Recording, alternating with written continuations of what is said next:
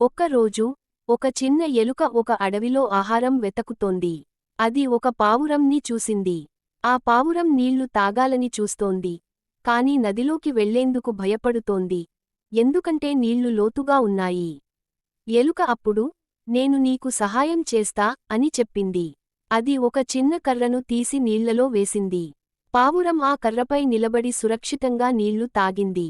తర్వాత పావురం ఎలుకకు, నీకు ధన్యవాదాలు అని చెప్పింది. కొన్ని రోజుల తర్వాత ఒక మానవుడు ఎలుకను పట్టుకోవడానికి ఒక వలను వేశాడు. ఎలుక అది చూసి భయపడింది.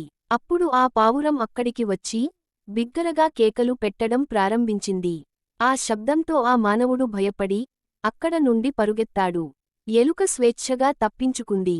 తర్వాత ఎలుక పావురానికి, నీ సహాయానికి చాలా ధన్యవాదాలు అని చెప్పింది. నీతి పాఠం, మనం ఎవరినైనా సహాయం చేసినప్పుడు అవి ఒకరోజు మనకు తిరిగి సహాయం చేయవచ్చు. స్నేహం మరియు ఒకరికి ఒకరు సహాయం చేసుకోవడం చాలా ముఖ్యం.